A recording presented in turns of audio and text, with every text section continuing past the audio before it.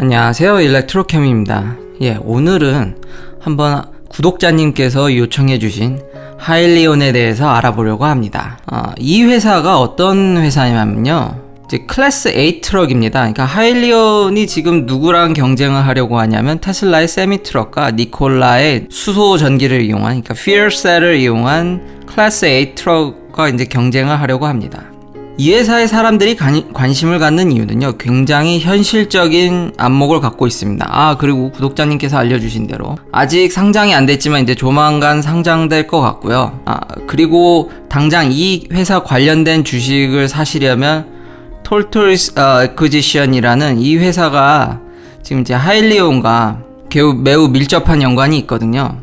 이 회사는 톨토이스는 사실 이렇게 직접적으로 이렇게 플레이어로 뛰는 회사가 아니라 이런 회사에 이제 투자하거나 인수합병을 한다든지 그런 회사입니다. 보시면 스페셜 퍼포스 애퀴지션 컴퍼니라고 그래서 특히 이제 에너지 인더스트리에 이제 투자를 많이 하는 회사입니다. 그 티커는 SHLL입니다. 이미 좀 관심을 많이 받아서 주식이 많이 올라간 것 같습니다. 제로 에미션에 대해서 여기 트럭 에리어도 피해갈 수가 없습니다. 현재 이 트럭 시장을 꽉 잡고 있는 거는 디젤 트럭이죠.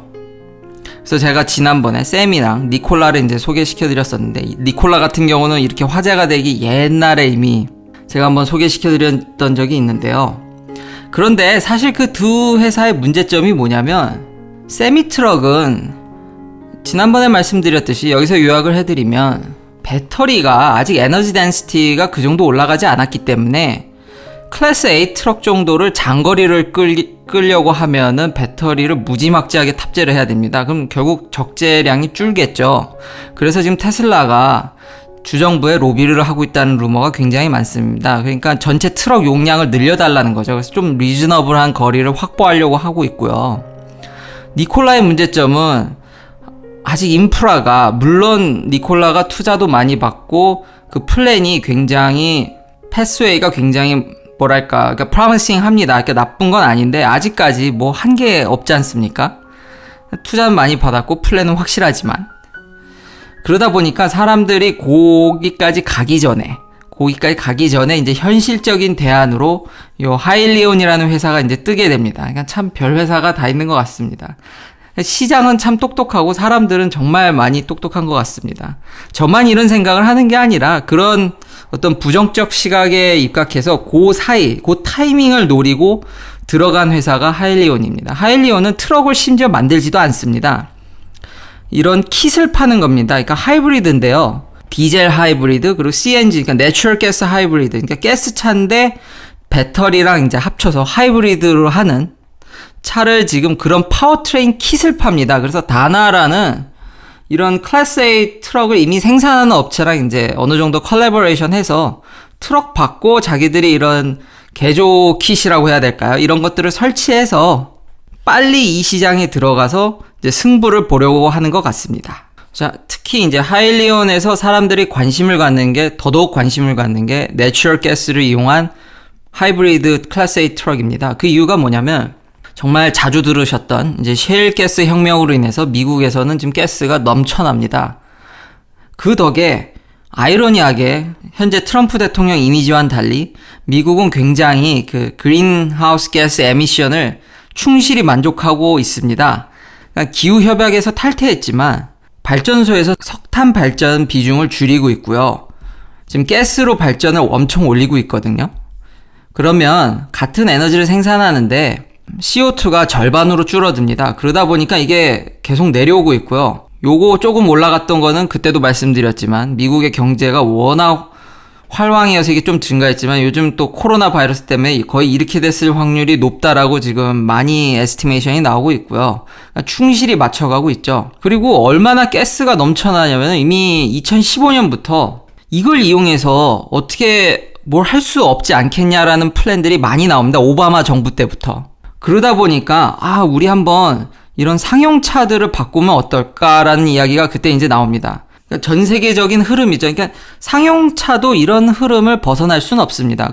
그래서 요 하이브리드로 가기 전에 이미 내추럴 가스를 이용하니까 한국의 택시를 생각하시면 될 것 같습니다. 한국에도 가스차들이 꽤 있죠. 그리고 버스도 가스로 다니는 것 같긴 했던데 미국에서도 이거에 대한 리포트가 꽤 나와 있었고 그래서 이제 정부가 이제 밀기 시작합니다. 실제로 계산을 해보면은 이 내추럴 가스를 이용했을 시에 카본의 이제 그런 CO2 배출량이 한 30% 줄죠. 익스트랙션이라든지 프로세싱 뭐 이런 전 과정을 했을 때를 모두 이제 계산해도 30% 정도는 내추럴 가스가 유리합니다. 아까 발전소에서 보여드렸듯이.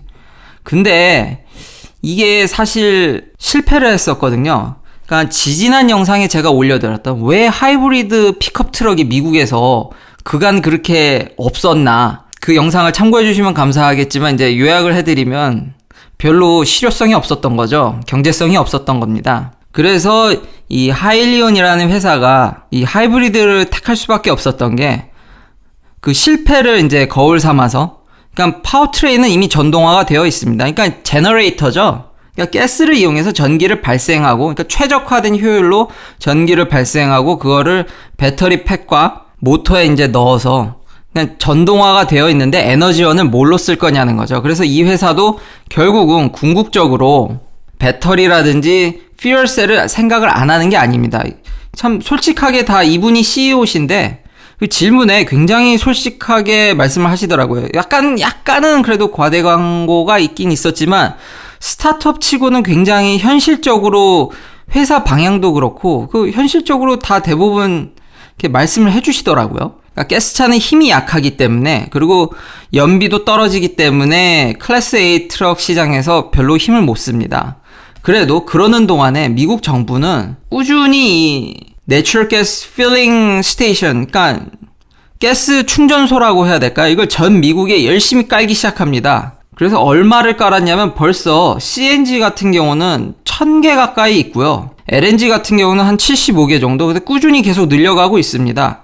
이게 지금 하일리온이 노리고 있는 건데요. 세미 트럭도 아직 메가 차저도 없고, 뭐 니콜라는 말할 것도 없고, 플랜은 좋지만 아직 갖춰진 게 없죠, 별로. 그에 반해서 1000개라는 숫자는 거의 지금 현재 테슬라의 슈퍼차저 수와 미국에 깔린 그 숫자가 거의 맞먹습니다. 그러니까 인프라가 잘 갖춰져 있잖아요. 그러니까 이 회사는 당장 지금 뛰어들 수 있는 겁니다. 그게 이제 강점이긴 한데, 또한 이제 어질리티라는 실제로 펜스케도 그렇고 이게 미국에서 이제 어떤 무빙 컴퍼니라든지 로지스틱을 담당하는 물류를 담당하는 회사들이 벌써 이미 하일리온에 꽤 프리오더를 많이 해서 당장의 전망은 좋아 보이지만 이제 좀 부정적인 이야기를 잠깐 해볼까요? 기자가 이미 이런 질문을 합니다. 너 근데 인센티브 받을 수 있어? 라고 이제 물어보는 거죠. 이게 왜 그러냐면 오늘 뉴스인데 드디어 이제 캘리포니아가 트럭에 대해서도 어떤 그런 환경 규제를 가하겠다라는 법안을 발의합니다. 그러니까 아직 이 분야는 승용차만큼 그렇게 아주 세게 이렇게 제한을 걸진 않았었던 것 같습니다. 그러니까 아무래도 이건 좀 생계 영역이다 보니까 승용차랑은 좀 다르죠. 그렇지만 여기서도 그 환경 규제는 피해갈 수 없는 이제 대세적인 흐름이죠. 근데 이 캘리포니아 법안에 이 타임라인을 보면은 이게 2024년입니다. 그리고 여기에 정확히 명시되어 있습니다.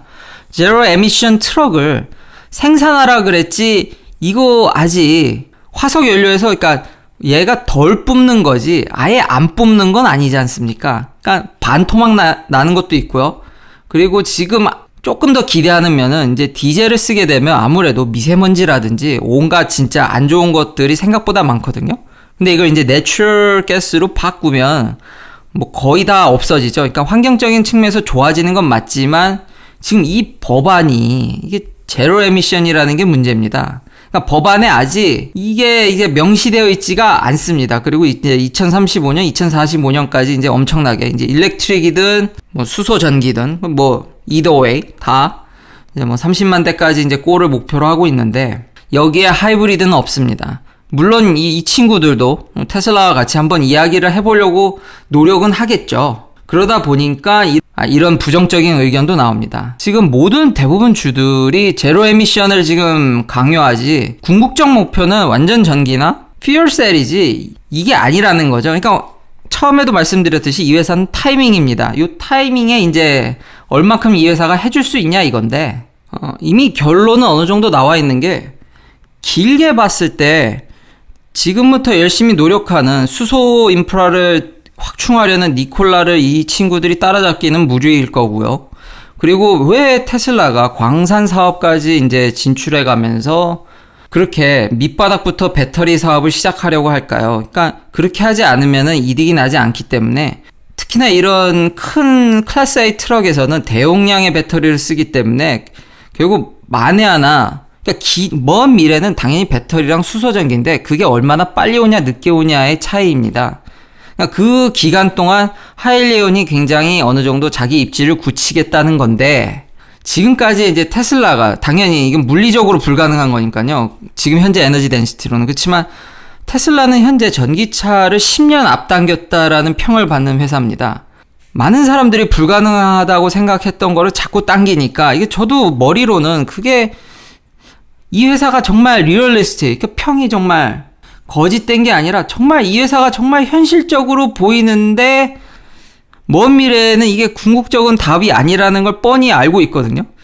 머리로는 참 이 회사가 참 마음에 드는데, 그동안 이제 테슬라가 보여줬던 그 정말 시장 파괴자적인 면모가, 만약에 테슬라가 정말 2년 3년 안에 뭔가 에너지 덴시티를 올려서 확 들어오게 되면 이런 회사는 쉽지 않을 것 같습니다. 그래서 정리하면 정말 이 리얼리스틱 뷰가 오늘의 이게 핵심 결론일 수 있겠는데, 얼마나 빨리 테슬라나 니콜라가 인프라를 확충하고 실제 시장에 뛰어들어오는지가 관건이라고 할 수 있겠습니다. 머리로는 그게 꽤 오래 걸릴 것 같은데, 그동안 테슬라의 어떤 모습들을 보면은 이게 2, 3년 만에 이게 또 이루어져도 이게 별 가능성이 없어 보이거든요. 그래도 하일리온의 선전을 한번 기대해 보겠습니다. 시청해주셔서 감사합니다. 구독, 좋아요 부탁드립니다. 내일도 테슬라 관련 이야기들로 찾아뵙겠습니다.